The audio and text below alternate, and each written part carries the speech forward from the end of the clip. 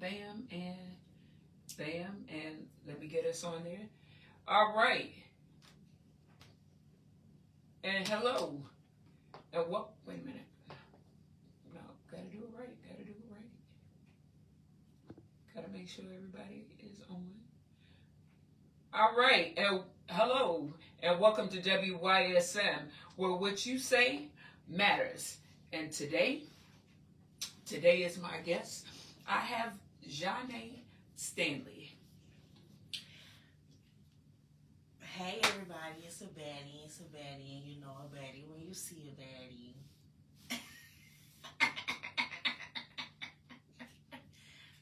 The baddest. Okay. Exactly what does that mean? A baddie? Okay, there's different definitions to a baddie. Okay. Some people think a baddie is just because she look good or whatever the case may be, but that's not what a baddie is. A baddie is somebody that got the looks, got the personality, got the swag, and got the momentum and dedication in her workflow. That's what a baddie is. A baddie is somebody that got their stuff together. So everybody can't call themselves a baddie, but I earned it. So I'm a baddie. The baddest I know. I'm considered an OG. Yeah. Yeah, I'm considered. Triple. Yeah, I'll take that. I'll take Triple that. OG. I'll take that. Okay, okay. Well, okay. Well, we're gonna get into it. We're gonna get into it today. You are a high school. You're a high school graduate. You're a working mother. Working mother that goes to church.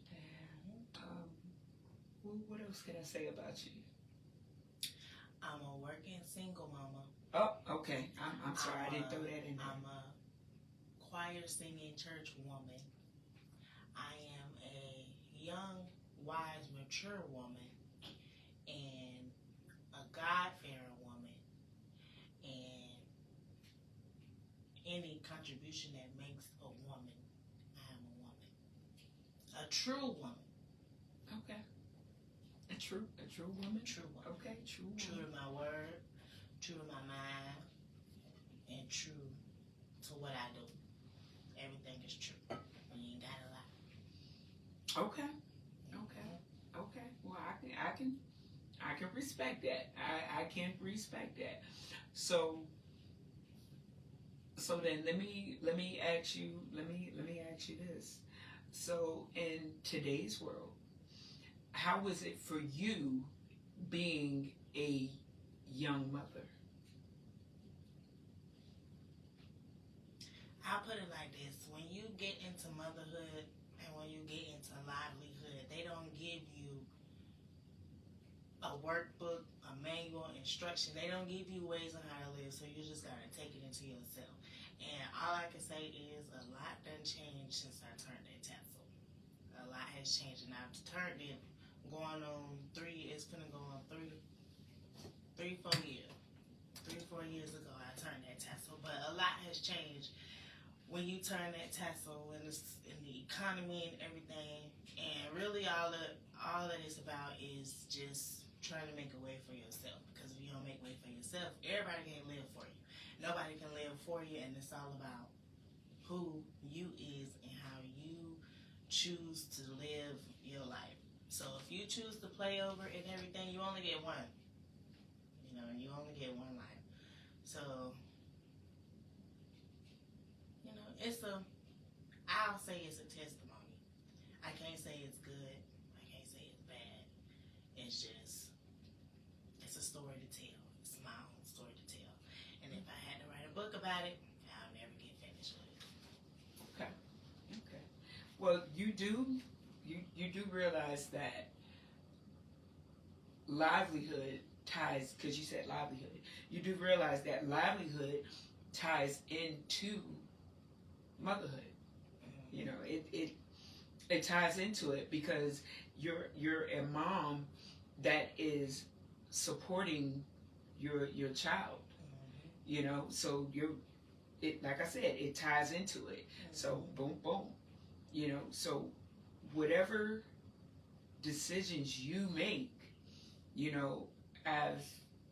as a mother, when it comes to your child, it affects him. Yeah. You know what I mean? It affects him in every way. He don't really see it. He doesn't really see it like right now. He can feel it. But as he gets older and he's around you more, he can feel it. Get to understand. I'll say this. I am a victim of postpartum. Okay. I'm a victim of postpartum real bad. And I ain't gonna say I overcame it, but I'm gonna just say I'm a victim of it. And how you got emotional pets, how you got emotional, you know what I'm saying? My baby to me is my emotional support because he feel it when I get in my moment. He'll shut away everybody and be like, okay, I'm with my mama, be here with my mama. And he's like my motivational drive. When I throw in the towel, he picks the towel back up. Him and God walking with the towel.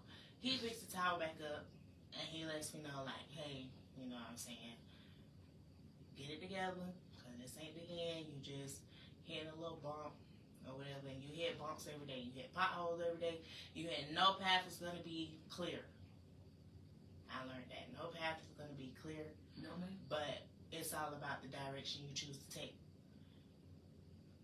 And I choose to follow Dorothy and walk down the yellow brick road and follow whatever path I'm supposed to be taking instead of trying to be in a path that causes me to be somewhere where I don't want to be, trying to fit in with people I don't need to be around. Well, you say he picks up the towel and throw it back at you. I think he's a bit rude with that. No. No, I know what you mean. I know what you mean, Yeah. but him being him, he might. I'm just picturing, he a little Right. rude. He'll pick it Yeah. up and throw And it. he'll make Ah! sure, especially if you're in the tub, he'll make sure it's wet and he'll throw it at you wet. Like, Oh, yeah. see how rude that is? Yeah. He a bit rude. He a bit Yeah. rude, but he okay. But He mean well. defensive. Yeah, he defensive. Well, He'll love you, but he ain't gonna let you play with him. and I can dig that. Yeah. I can dig and And respect I that. play like little tickle, but like you ain't finna be playing, especially when you ain't got no snacks. You ain't got no snacks, that's a wrap. That's the key to his heart. Some Snack. French fries or some Cheeto puffs. Something to drink. He'll take something to drink over everything. Oh well, I just Yeah. got water. I didn't make no. I didn't buy no He juice or drink nothing water. like that. That's okay. Okay. He fine now. Okay. As long as he alright. That's Despicable Me. And Despicable Me. Mm-hmm. Gotta play that. Gotta play that. If not that, Monster Inc. Monster University. Any cartoon he like, but you better have it on that TV, or he will walk out. I'm all for him walking out. Bye. Yeah, no. Bye. And he gonna talk mad because you kicked him out. He's so rude. Yeah. He's so rude. But In a I good love him. I love him. He's my nephew. He's So I hard love him. not to love. He'll do. He'll be alright.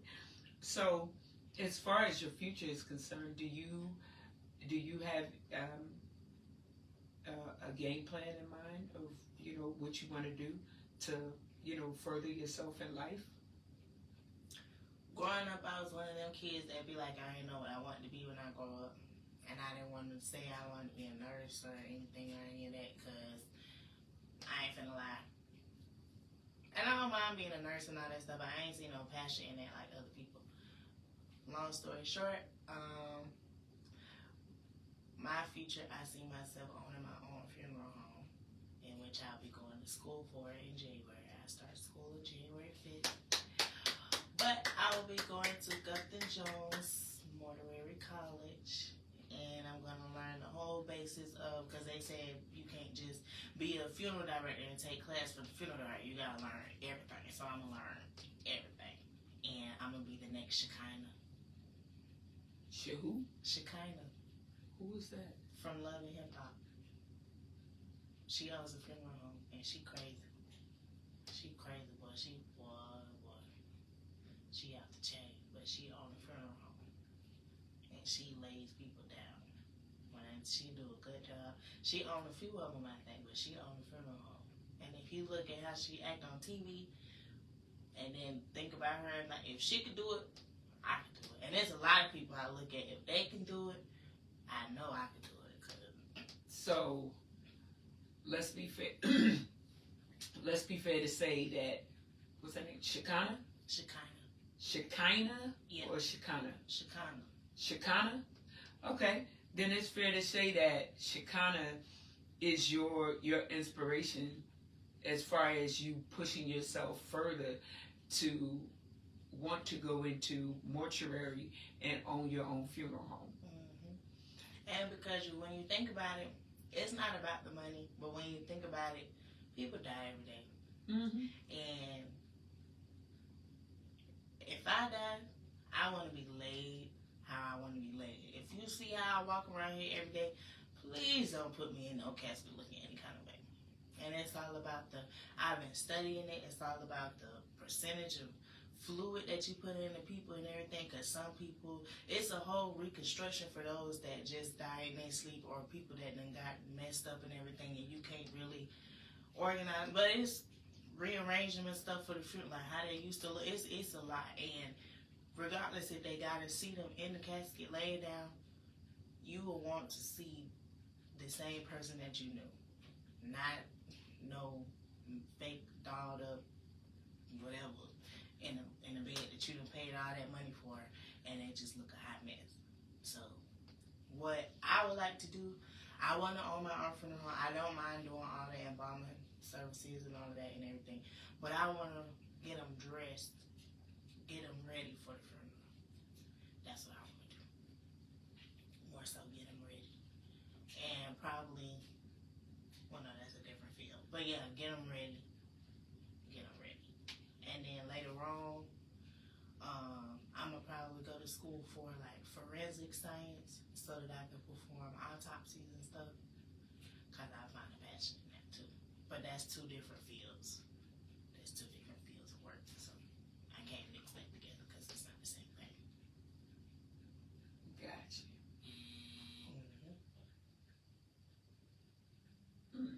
Okay.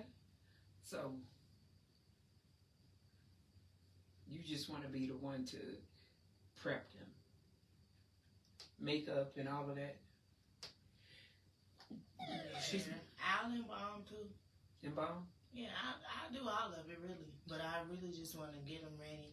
So when the family come in and they say their final okay and whatever, and start to prepare for the funeral service, that's what I want to do. I want to be there when they look at them, be like, "This is what I did," and they be like, "Okay, they look good." Okay. Okay. Because when, let me see, my dad, he got killed fatality and went through the windshield of a tractor. So when they got his body or whatever, like before he even went to the funeral home or whatever, his face was disfigured. Mm-hmm. So they tried to rearrange his face to make it look like it was close to how he looked, which was kind of hard. Like I said, his face was disfigured, like slashed open and everything. So, you know, they to me, they did a good job. Mm-hmm. But his father showed his ass in the funeral. That ain't my son. That don't look like my son. But some stuff you can't some stuff you can't fix. Some stuff you can't fix. That's like saying somebody that got ran over or they face it jacked up, burnt up, something. That's some stuff. Like, okay, I go to phone calls with the people, with the school every Friday. And I'm going to be online, but one day I'm going to have to go in and they going to send me in the mail a face with the products and stuff and everything, and I have to sculpt a face. So one day I'll be like, "Hey, can I sculpt your face?" Or, "Hey," and then I'm going to be walking in here with a sculpt of your face. Like, we got to sculpt people's faces. Like you actually put the plastic. It's the actual thing. It's like a head, and they gonna give me the stuff. So like the stuff they used to make like white cheese and stuff to make the body parts or whatever, the face stuff. You know what I'm talking about? Mm-hmm.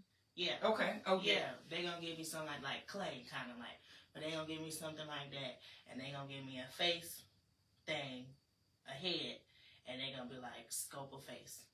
That's part of one of the labs I gotta do. And so one day I'm gonna be like, hey, Auntie Babe, or hey, Tanika, can I scope your face? And I'm gonna walk in here with a face just with your face. That's something I gotta learn in school. Oh, okay. I thought you, did like what they, what are they called? The heads? Mm-hmm. Mannequin head. Mannequin heads? Yeah, that's what it is. Okay, yeah, a mannequin head. Yeah. And then you take the, what is it? It's like that plaster or whatnot, like what they use in acting, like you said. Yeah. And acting. Like that, like and then you gotta like smooth it on. Mm-hmm. But so the mannequin head has a face structure already. Right. But I can make your face. I can make a big person face. I can make anybody's face. But it's something I'm gonna learn, and it's a part of a lab that I gotta do.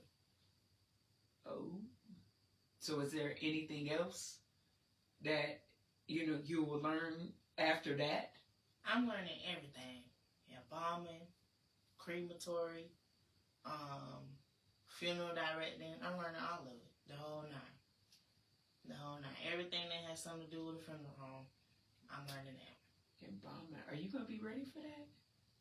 Actually taking the body and draining it of all the like blood. It's something you gotta get ready for. Okay. Cause think about it, we see blood every day, every month. We see blood every month. Yeah, that's one way. I change boo boo every day. You know what I'm saying? You get disgusted, but it's something that you gotta get prone to. And in reality, it's hard. It's harder to deal with the living people than the dead people. And I'd rather deal with the dead people than deal with the living people, because the living people make you think you're crazy and you're really not crazy. But living people will take you through there. Dead people, but at the same time, you gotta treat a dead person right, because spirits are real. All of that is real, and you treat them right. And I done heard stories and stuff of like they be getting them ready, and the people don't already be like dead and stuff. So I'm gonna have a few jump scares, but I'm gonna do it. You know what? That happened to your grandma. Yeah. Yeah, that happened to your grandma. She told me her first, I want to say her first or third time going to a funeral home, and she went in there and she was speaking because nobody was in there. Mm-hmm. So she said, hello, hello, hello. And she had a casket spray or a potted flower or whatever for them. I couldn't remember. Mm-hmm. And she went in there saying, hello, hello, hello. And the person, when she went in there, was laid down in the casket. But when she turned back around, the person had popped up in the casket. What?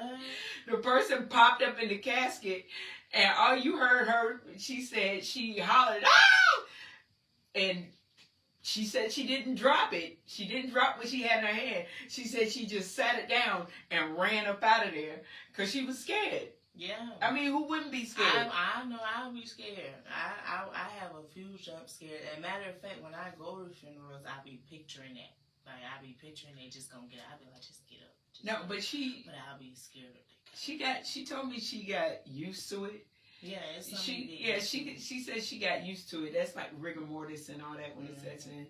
And she said it was funny. Another time she went, the guy had came out, greeted, because he's familiar with her. Hey, yada yada yada. And they're talking, and my mom is standing there, and all of a sudden, the guy, he was like standing right here. The casket is right here, and the person shot up, right?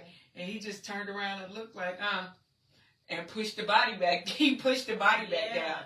Like, it was nothing to him, and my mom just kept on talking. So I was like, okay. Yeah, but they said, because when people go to the funeral, they don't fully be dead yet. Like, even though it's a such thing as like the little life, that I don't believe in that because I feel like they still be there and they still be alive and there's still some nerves. Like, regardless if like the brain lose activity, something in the body is still moving. And so, what the embalming do is you gotta drain all the blood and fill it up with the embalming because the embalming basically freezes the functionality of whatever is still working. It preserves the body. It helps preserve the body. Yeah, but it also freezes whatever organs is still working. So, say something happened to me, God forbid, and my brain lose activity. I can still, like, my heart might still be beating. I still got life, but when you got the brain, that's it. Like, ain't no coming back from that. Ain't no coming back from the brain. So, the brain controls everything. But regardless if the brain is gone, you can still move. You can still have nothing. I seen it when we went to the movies. Auntie Stacey, I seen it, and I ran. I jumped and I ran at the room. Boy, I ran. I was so scared, and I was like, "This is what you want to do?" And I was like, "Yeah, this is what I want to do." But she moved, and they said she didn't have no. But mommy was like, she was like, I know she don't like her feet being touched. She hate her feet being touched. So I'm going to touch her feet. And she pulled the cover back and rubbed the bottom of her feet. And she scooted down and I took off running. That was the scariest thing I ever seen in my life. Okay. Yeah. They still, yeah. I mean. Yeah, the nerves. The nerves are still alive in the body. Believe it or not. Yeah. Because they tick. They tick. And then it's like, even though I just watched something yesterday on TikTok, it's like a rattle. So you know how people be sick and it's they got all that rattle. Cold. That's a thing. That's a real thing. It's called a death rattle. I learned about that. I learned about that when I worked in the nursing home. As a matter of fact, I worked at Muskogee Manor Nursing Home in Columbus, Georgia, and I learned about that. Then. You know, they was like, you'll know when a person is getting ready to pass away. Your computer about to fall. Okay, thank you. Heads up, low battery. Okay.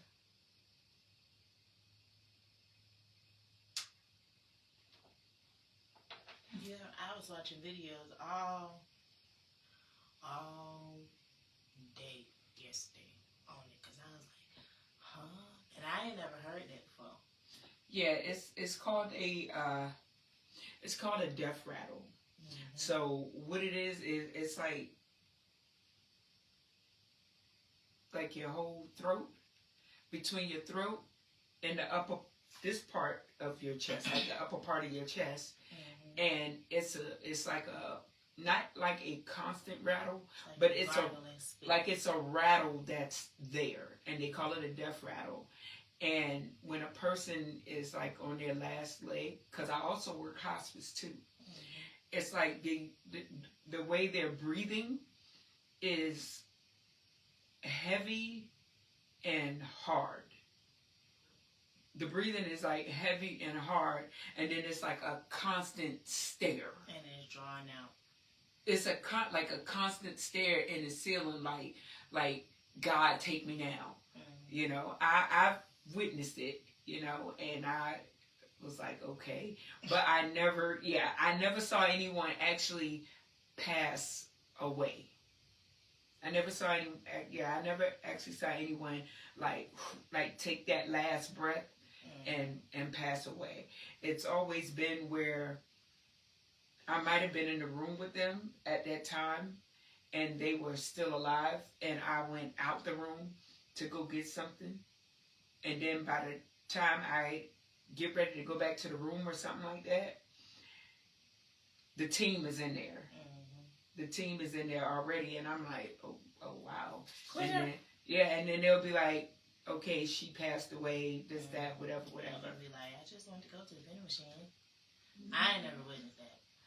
I didn't either, and I'll be honest with you, when my mom was in the hospital, and she, on her last leg, the way she, you know, breathing and everything, I actually thought I was going to see her take her last breath, and I don't know. I thought I was going to see her spirit leave her body as well, but I never, got a chance to witness that. It was everybody left out of the room. Everybody is gone for the day, and then boop, it was the next day she passed away in dialysis. So it's something else having to deal with the living versus dealing with the dead. But I'd rather deal with the dead because the living gonna drive me crazy. I ain't even gonna lie. Look, I'm past it. I am so past it. It's ridiculous. Yeah. Being out here, being a truck driver, dealing with people. Oh Lord, on our regular, it's like dealing with people. And the thing about it is, you see different people. It amazes me now that I'm human and I'm literally sitting right here and all that stuff. I would hope you are human. Yeah. I would hope that you are human. 15%. But yeah, and then it amazes me how many different people we see every day, and it amazes me how many people want us to kiss their tail, and how many people are nice. And you know what I'm saying? No. Working with them apartment. Oh, you heard something different every day. Okay. It was to the point you knew who was coming in the office. You knew who was coming in there. And it was a sweet little job, you get, because I love people. So talk to the people, talk to all the older people, talk to the sick people, talk to everybody. Hear people out here, their issues and stuff, what's going on with them. And some people just want to sit down and talk. But for the one that come in there and just...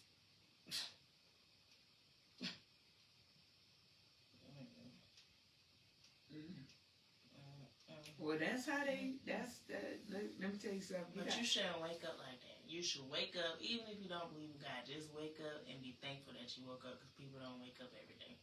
Well, you got a long ways to go, honey. Yeah, I know. You got a long ways to go. And a lot to learn. I always say that, you have a lot to learn in life, because as time goes on, it is so much that changes on a regular. Mm-hmm. Like, you'll be doing this today and turn around tomorrow, they switched up the whole format. You'd be like, what the what? Yeah. I was just doing it. And then it's like, now you got to learn something.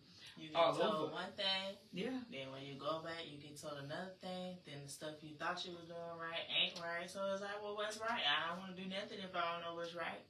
And if you ain't going to help me, tell me what's right, then you don't know either. No, you don't. If you can't tell me what I'm doing wrong, but you know that I ain't doing it right, everybody confused. Everybody need a lesson. Because the lesson ain't being taught the right way. And that's the whole thing. And that's the whole principle. And that's the whole thing. And that's that. That's that. You cannot teach nobody something that you don't know about. Everybody can teach it. And that's a different way to do. It don't matter what it is. It's always millions of ways to do something. But if you don't know the basis of the macaroni and cheese, you can't make macaroni and cheese. If you got all the ingredients and everything, but you ain't even got the noodles for the macaroni and cheese, it ain't even macaroni and cheese. What's that about? It's a metaphor. I know. I'm just saying, like, what's that about? If you don't have I'm agreeing with you. Yeah. In other words, you don't have no noodles for macaroni and cheese.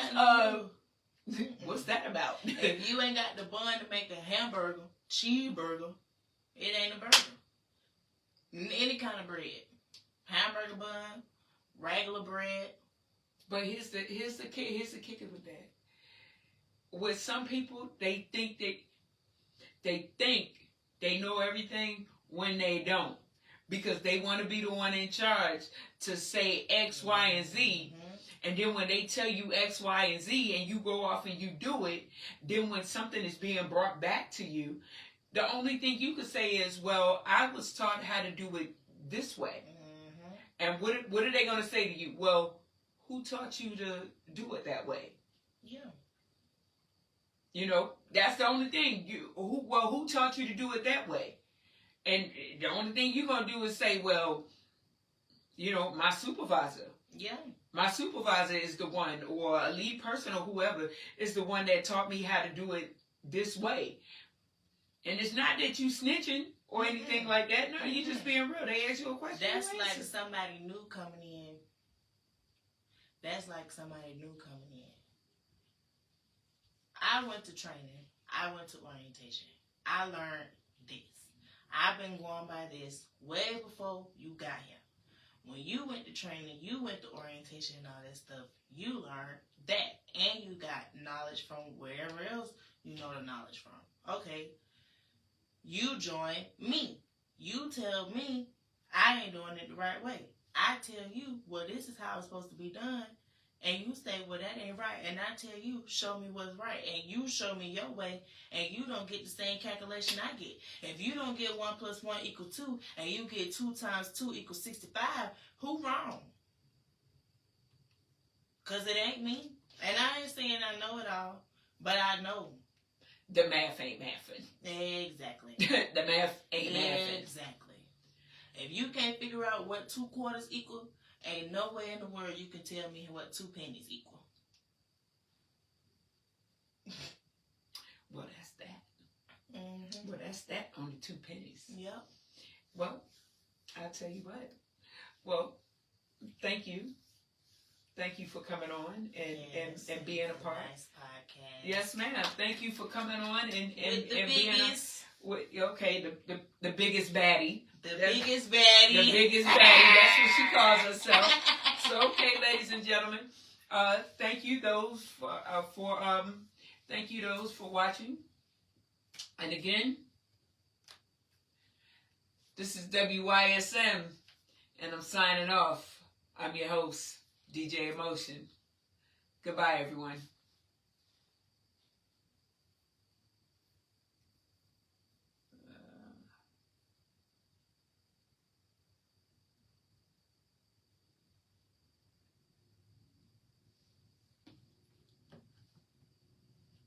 Okay. It's still recording on. Yeah, I ain't worried about that. You know, I wanted us to go live. I like that little intro. Of course, thank you. I made that up. For real? Yeah, I did that. I did that on. It sounds like we're on a Ricky Morning Smiley Morning show. I did that. As a matter of fact, you know what? I did. Oh, shoot. Turn the mics down. As a matter of fact, I did that on GarageBand. I know about GarageBand. Yeah, I did. Yeah. No, not on here. Oh. I did that on GarageBand when I was in school. Okay. So we had to learn how to, do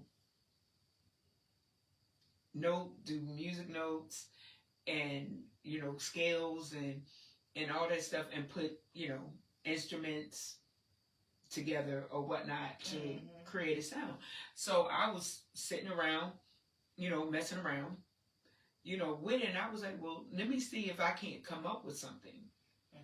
And I came up with that. So I kept it all this time, and I said, well, yeah, that's it. Use it for something. I said, well, I got it. So what's that? This right here is it's called Riverside, and it's for it's like recording us, and I can put this like live stream as far as a podcast on like whatever platform I want to put it on. So like, and then still save the other bill. Yeah. So on here, I let me see. On here, I recorded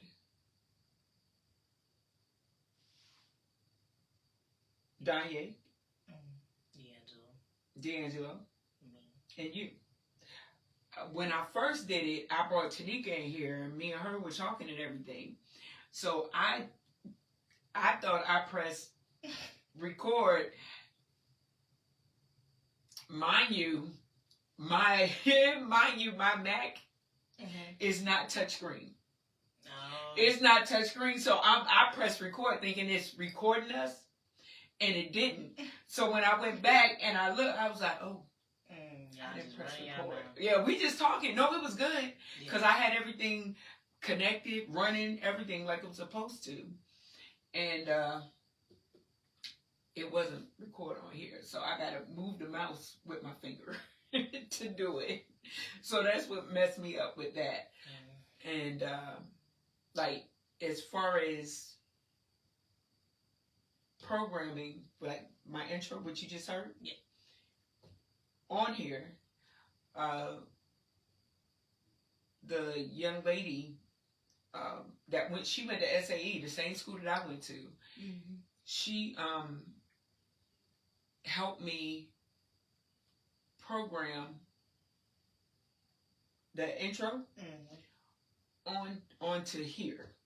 Onto here. She helped me do that. So once that got on there, it made it easy for me so that when I, like when it counts down and I do my intro and everything, boom. I can press that and I can say, hey, let it play out, and then we jump. Then we jump right on into it. That's good. So, yeah. So I am, starting out from the ground, from the ground up with this, and hopefully, become, successful. Successful at doing this. I hope. Well, anytime you want me to talk, I would love to talk crap. Okay. Well, I tell you what. We can talk crap. We can talk about anything. Well, we can do that. We can do that. You can do that with me even when I'm on the truck. Yeah. Because I have the this app on my phone. All I have to do is send you the link. That's all I have to do. Trying to do with D'Angelo. Right. Now, him and I, we did it, but his phone wasn't right. He tried to join my computer, but he said something going on. Yeah, it was the quality of the sound from his end was fuzzy, and it was like, so, yeah. So we didn't do it. So I was like, say, that ain't my computer, because that's a brand new computer. Right. So I was like, it'd be best. No, I want to sit in here. This is why I have us on the radio album. Okay. Talk. Okay, I can. Okay, what we finna cook? I'm hungry. Cook? Who cooking? Who doing that? Who is doing that? I gotta get rid of that. I gotta move her. Matter of fact, I gotta move. You're gonna have to move. The car's gotta get moved out of the driveway. Yeah, hold on.